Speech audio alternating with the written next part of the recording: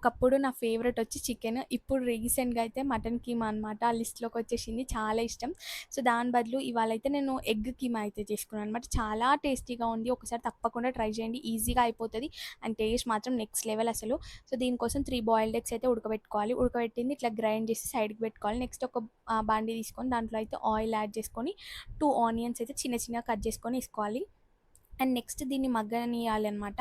So, మనకి onions కొంచెం fry అవ్వడానికి సాల్ట్ ఏస్తారు కదా! తొందరగా ఫ్రై అవ్వాలని. సో, నేను పసుపు ఇంకా సాల్ట్ ఏసా అనమాట. ఏసి ఫ్రై చేసుకున్నా. ఇది కొంచెం గోల్డెన్ బ్రౌన్ అట్లా కొంచెం ఫ్రై అయిన తర్వాత టమాటోస్ అయితే యాడ్ చేసుకున్నాను. టమాటోస్ కూడా మగ్గిపోయినాయి అన్నప్పుడు మనకి ఉప్పు, కారం మీ టేస్ట్‌కి తగ్గట్టు నేనైతే 2 స్పూన్స్ కారం, 1 స్పూన్ ఉప్పు అయితే ఏసుకున్నాను. అండ్ గరం మసాలా ఉంటే గరం మసాలా. నా దగ్గర ప్రెజెంట్ గరం మసాలా ఏం లేదు. సో, అందుకే నేనైతే చికెన్ మసాలా ఏసుకున్నా. నిజంగా ఏం గాదు. ఇట్లాంటి టైంలో కొంచెం డిఫరెంట్‌గా ట్రై చేస్తే టేస్ట్ మస్తుంటది. ఫిష్ మసాలా గానీ, చికెన్ మసాలా గానీ ఏస్తే డిఫరెంట్ ఫ్లేవర్ అయితే వస్తది.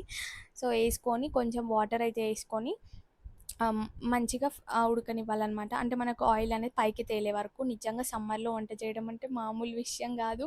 చెమటలు గారిపోతాయి అసలు. నేనైతే ఒక్కరోజు చేస్తేనే నాకు అమ్మా అనిపిచ్చింది. సో, ఇట్లా ఆయిల్ పైకొచ్చిన తర్వాత మనమైతే ఇందాక గ్రైండ్ చేసుకున్న ఎగ్స్ ఉన్నాయి గదా! సో, వాటినైతే ఏసుకోవాలి. నా కళాఖండాలు చూపిచ్చాలంటే మా మమ్మీ కిచెన్‌లోకి రానీయదు. అదేందో లేకపోతే నేను వెరైటీ ఫుడ్ అయితే చేస్తా. ఇక మా మమ్మీ ఒక్కతే చేసేస్తదనమాట. నన్ను జేయనీయదు. అందుకే నేను ఎక్కువ వెరైటీస్ అయితే చేసి చూపించలేకపోతున్నా. మా మమ్మీ లేనప్పుడు డ్యూటీకెళ్ళినప్పుడు చేస్తా అనమాట. సో, ఇవాళ కూర నచ్చక ఇలా అయితే చేయాల్సొచ్చింది. దాని తర్వాత ఇది దగ్గరికి పడ్డదని చెప్పేసి మళ్ళీ కొంచెం వాటర్ యాడ్ చేసి కారం, ఉప్పు చెక్ చేసేసుకున్నా అనమాట.